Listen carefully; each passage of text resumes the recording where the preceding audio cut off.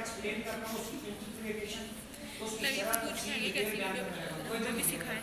अच्छा इसका बीच से काटना डायग्नोज होगा कैसे ये पता करते नहीं हैं चलता। डायग्नोज का डायग्नोज क्या होता है कि blood test is required to diagnose hepatitis B के लिए ब्लड टेस्ट किया जाता है ब्लड ब्लड जो है पेशेंट की वेन से ब्लड लिया जाता है स्क्रीनिंग के अंदर क्या होता है the test detect one of the viral antigen hepatitis B का जो पेशेंट होगा उसके ब्लड के अंदर वायरल एंटीजन होगा क्या मतलब इस बात का समाज का मतलब है उसके ब्लड के अंदर हेपेटाइटिस बी वायरस आएगा जाहिर होगा स्क्रीन पे ये नजर आएगा हमको called hepatitis B surface antigen होगा HBS new copy HBS AG hepatitis B surface antigen होगा जो ने कुछ पढ़ाई नहीं है वही वाली कॉपी है। इन ब्लड होगा एंड वायरल डीएनए लिखवाती है वायरल डीएनए एचबीवी डीएनए होता है ये पक्की बात है। अच्छा अब ये इसको जाहिर हो गया इसका जो टेस्ट आया है अब टेस्ट आने के बाद जो लेबोरेटरी वाले रिपोर्ट बना के देते हैं उसके ऊपर दो बातें लिखी होती हैं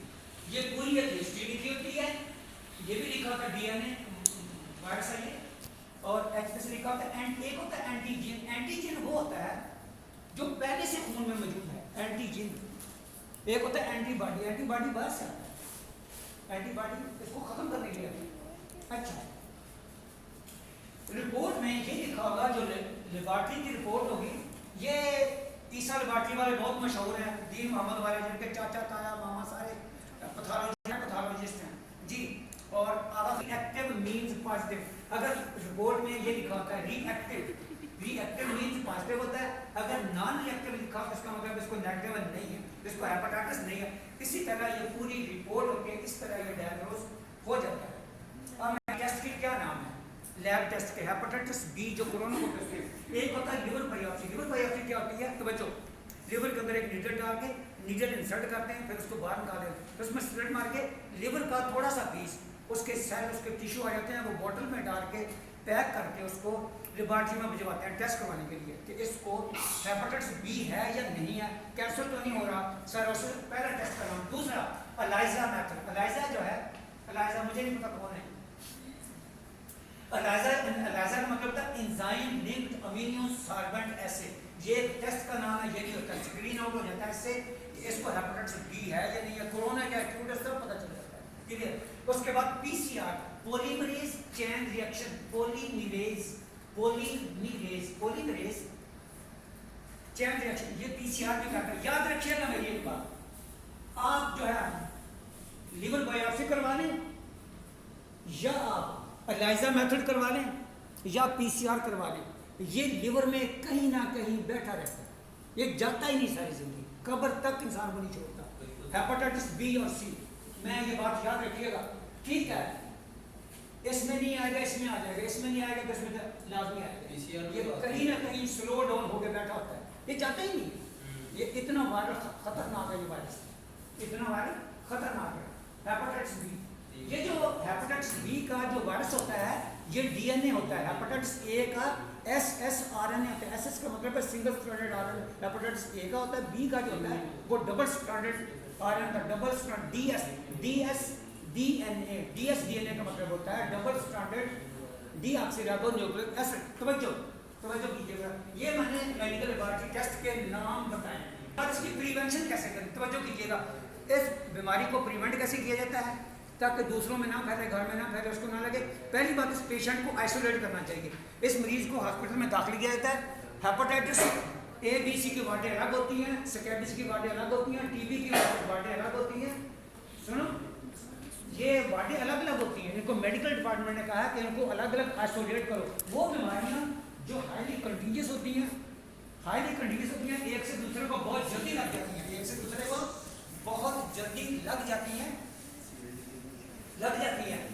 इसलिए इनको आइसोलेट करना सेपरेशन करना ये बड़ा ही जरूरी होता है। Hepatitis B vaccine contain a protein hepatitis B जो होती है उसके अंदर एक प्रोटीन उस प्रोटीन का नाम है एंटीजन उस प्रोटीन को हेपेटाइटिस बी की जो वैक्सीन तैयार की जाती है वैक्सीन के अंदर एक प्रोटीन होती है उस प्रोटीन का एंटीजन कहता है that stimulate the body to make protect antibody ये क्या कहती है ये उसके अंदर एक एंटीबॉडी होती है ये एंटीबॉडी क्या करती है बॉडी को हमारी बॉडी को स्टिमुलेट करती है मुतहर्रिक करती है हमारे जिस्म को ये जो प्रोटीन होती है उसको एंटीजन कहा जाता है, जो बॉडी को स्टिमुलेट करती है टू मेक प्रोटेक्टिव एंटीबॉडी। जो प्रोटेक्टिव एंटीबॉडीज पैदा करेंगे, एंटीबॉडीज पैदा करेंगे और ये वायरस को खत्म करेंगे, वायरस को उसके खिलाफ काम करेंगे, एंटीवायरल काम करेंगे।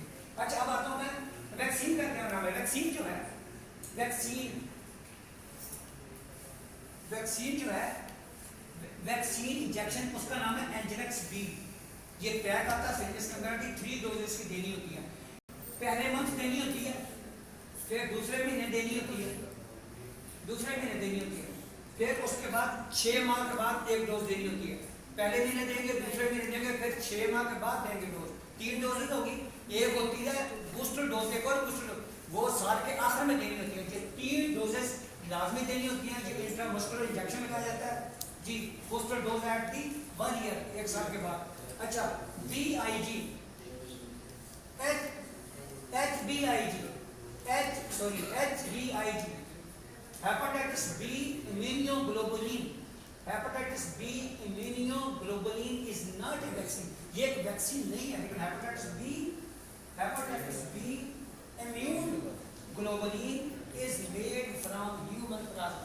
इंसान का जो खून है उसमें प्लाज्मा होता है, उसमें रेड ब्लड सेल्स होते हैं, व्हाइट ब्लड सेल्स होते हैं, प्लाज्मा होता है और प्लेटलेट्स होते हैं। इस प्लाज्मा से ये हेपेटाइटिस बी की इम्यूनोग्लोबुलिन बनाई जाती है, containing protein that protect against hepatitis, जो कि हेपेटाइटिस बी के खिलाफ काम करती है। उससे हेपेटाइटिस बी से वायरस खत्म हो जाते हैं और उसका हेपेटाइटिस बी ठीक हो जाता है। तो बच्चों अब मैं नेक्स्ट, ये प्रिवेंशन है, ये प्रिवेंशन बड़ी जरूरी होती है। इसकी मेडिकल ट्रीटमेंट क्या है? मेडिकल ट्रीटमेंट ये है कि injection alpha interferon is clinically used for the treatment of corona hepatitis B के लिए एक इंजेक्शन लगाते हैं, उसका नाम अल्फा इंटरफेरोन कहते हैं उसको। ये मुश्किल नाम नहीं, अगर किसी को फिरौन का नाम याद है ना, उसका नाम याद कर लेगा। फिरौन का नाम याद है, बस याद है, उसी के नाम से ये बना हुआ है अल्फा इंटरफेरोन। नाम याद हो गया, अभी 1 मिनट में नाम याद हो गया।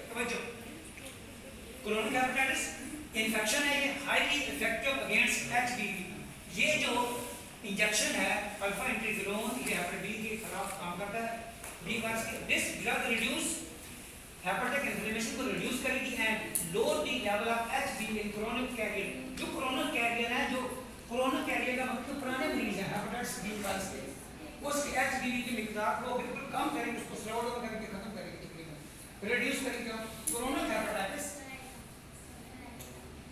Hepatitis B is generally not curable नहीं है, लेकिन but antiviral medication can help manage the infection.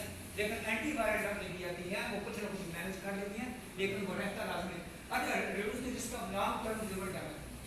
इसका ये भी फायदा होता है कि लिवर की ड्रग्स होती हैं, ये वैक्सीन होती है, इंजेक्शन होता है, ये लिवर को मजीद डैमेज होने से बचा देते हैं। अब मरीज नहीं, बहुत जरूरी मैसेज है इसके बारे में। हेपेटाइटिस बी का जो मरीज होता है उसका इलाज लाजमी करवाना चाहिए। उसकी इस्तेमाल की हुई अशिया को इस्तेमाल नहीं करना चाहिए जी। उसके पसीने से बचना चाहिए, अगर उसका खून लग रहा है वो अपने हाथ पे नहीं लगना चाहिए, उससे केयर, उसके बर्तन चीज़ें अलग होनी चाहिए, लेकिन उससे नफरत नहीं करनी चाहिए। मरीज़ का जो परहेज़ इलाज से बेहतर है, परहेज़ करना चाहिए और उस मरीज़ का इलाज, लेकिन मरीज़ से नफरत नहीं करनी चाहिए। ये किसी को भी हो सकता है, कोई भी बीमार हो सकता है, कोई लिखा नहीं होगा, मैं आपको ये बता रहा हूँ आपको, तो ये केयर करनी चाहिए, बहुत जरूरी है। Thank you very much.